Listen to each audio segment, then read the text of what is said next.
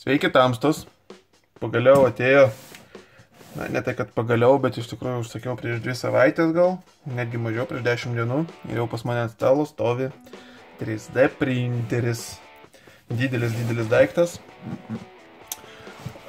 pakuotė turbūt kokių 10 kg, nors čia rašo 7,5, na, bet kažkur tai, žodžiu, nemažai sveria, netikėtai daug, tai va gal tiksliau pasakyti, nu, bet nėra ko norėt. Cielas 3D printeris vidai. Taigi šiandieną video išpakuosim, pasižiūrėsim, kas viduj yra, nes labai įdomu pirmas dalykas, kasgi ten iš ko susideda jisai, kokios detalės įeina į vidų. O surinkimo video darysiu atskirą, nes jisai, manau, gausis pakankamai ilgas ir užtruks man tą padaryti, todėl nepažadu, kad per savaitėlę kokias padarysiu viską, nes darbų dabar yra kitų, o čia gali užtrukti šitas darbelis. Taigi, pirmas dalykas dėl siuntimo, kokie niuansai. Kadangi siunta yra labai didelė, pirmas mano buvo nusižiūrėjimas, kur pirkti, tai Gearbeste.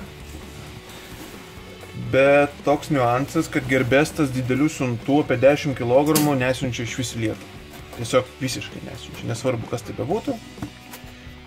Susirišau su jais, pašnekėjau, įkalbinėjau, bet niekaip nepavyko. Taigi, jeigu sugalvosit pirkti Gearbeste, yra vienintelis variantas siųsti pas kokį draugą į UK, tarkim, ar ten kokią Olandiją, ar Airiją, ar belekur, kur jie siunčia. Reikia susisiekti jau su jais konkrečiai ir paklausti tą daiktą ar siūs. Ir tada jau iš jų gabenti su kažkokiom siuntom, kokiais būsikais ir taip toliau. Tas iš tikrųjų nėra brangu, iš UK iš kažkada siunčiau, iš Airijos tiksliau siunčiau, tai kainavo ten kilogramas euras, tai nu realiai šitą dėžę atsisiųs kainuotų 10 eurų. O siuntimas šito į Angliją man būtų atsėjęs apie 30 eurų. Taigi iš esmės tikrai būčiau sutaupęs, bet patingėjau užsiminėti, ieškoti kam nusiųsti, ten po to reikėtų išmuitinti bet kokiu atveju, tai reikia tą draugą siųsti muitinę. Žodžiu, atsirastų papildomų chlapotų. Todėl pasiėmiau iš AliExpresso ir su DHL siuntimu. Be abejo, tokia siunta nepraeis jau be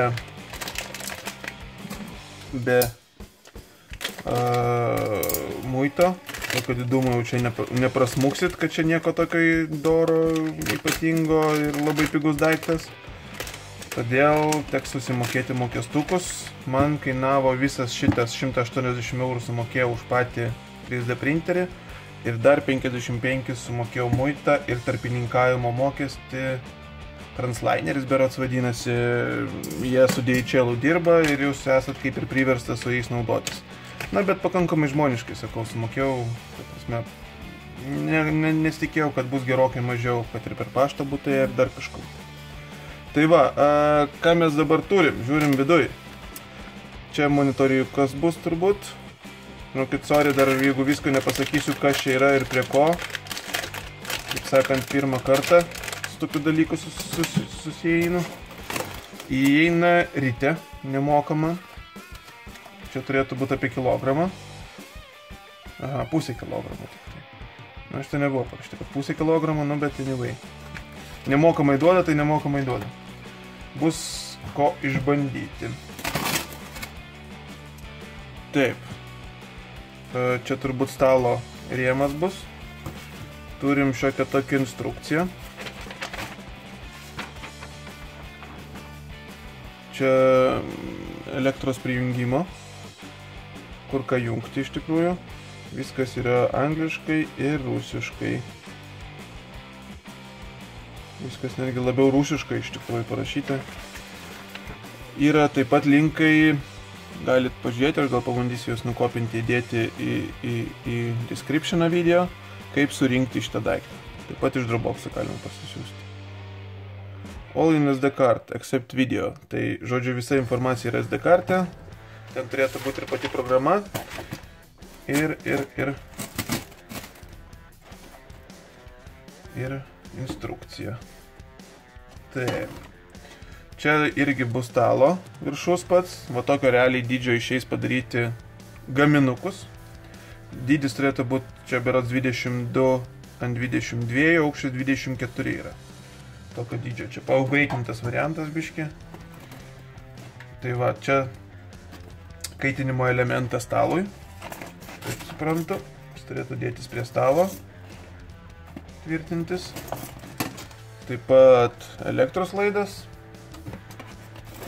Dar reiks nepamest visų šitų daikčiukų. Taip, įrankius duoda šaunuoliai. Va, toks įrankiukas, iš abiejų pusės atsuktuviukas. Taip, tada čia yra ventiliatorius. Žnyplutės atkirpti laidam. Jau čia matosi, kad prireiksiu.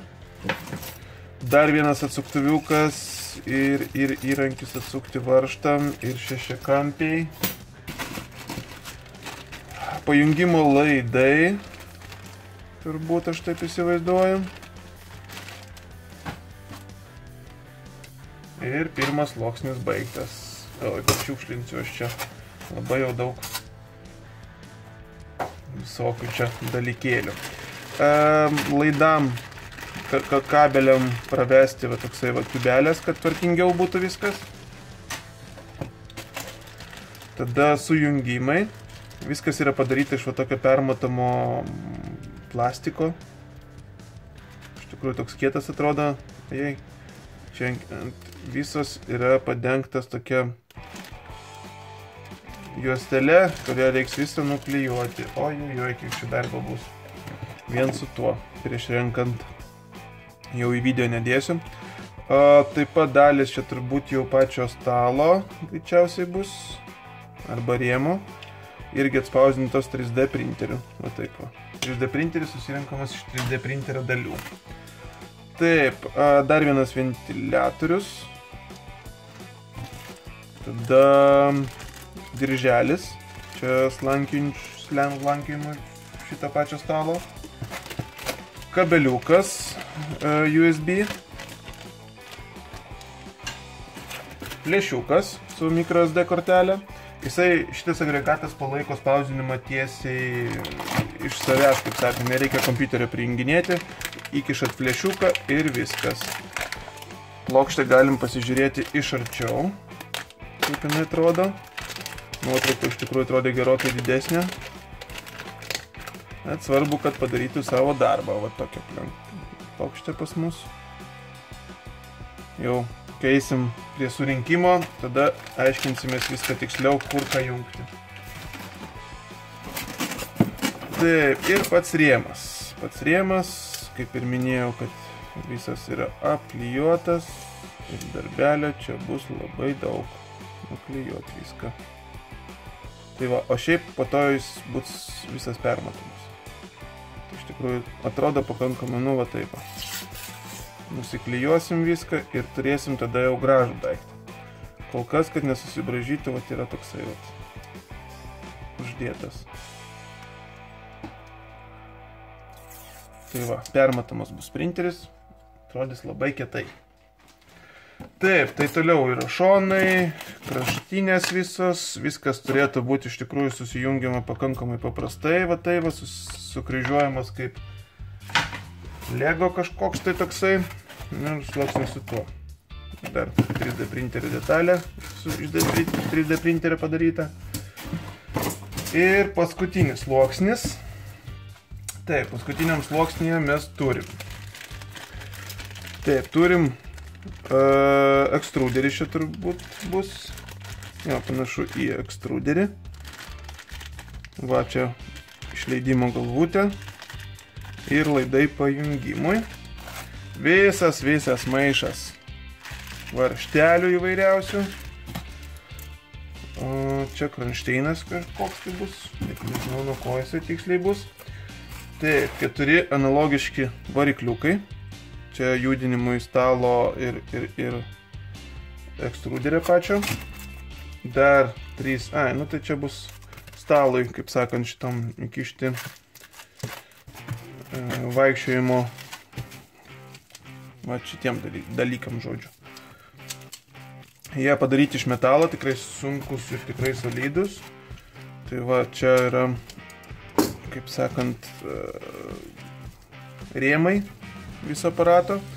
O čia jau yra stalo, kur vaikščios visas pagrindas, kaip veržlės iš tikrųjų. Jos yra metalinės, tai atrodo pakankamai rimtai. Ir aplamai, šitas plastikas iš tikrųjų yra sunkus, toksai solidus, pakankamai storas, tai, na, turėtų būti patvarus. Taigi čia dar detalių yra, plastikinių rėmų. Ir dėžutė, o dėžutėje mes turime ką? Ką mes turim dėžutėje? Pilną dėžutę turim. Ir čia bus mūsų maitinimo blokas. Va, kas čia bus. O toks maitinimo blokas. LED switching power, nuo LED pritaikytas. Pakankamai didelis, galingumai jo yra neparašyti, dėja, arba čia parašyti. Tai yra 12 voltų pajungimas, 20 amperų galingumas ir išėjimas 250 vatų. Va toks. Tai reiškia, kad pats printeris nerys daugiau negu 250 vatų. Tai sakyčiau, pakankamai ekonomiškas bus elektros suvartojimo atžvilgiu. Tai ką, ir panašu, kad viskas su mūsų pakuotė. Ar dar vienas sluoksnis yra? Turbūt jau nebebus, nebeimsiu. Berods viską gavom, kas priklauso. Taigi bandysiu artimiausių metų surinkinėti. Žiūrėsim, kaip gausis. Kiek išeis nufilmuosiu instrukciją, kad būtų lietuvių kalba. Ir bandysim naudotis. Turite įdomių projektų pasiūlyti, siūlykit. Išbandysim. Taigi dėkui, kad žiūrėjot ir iki greito.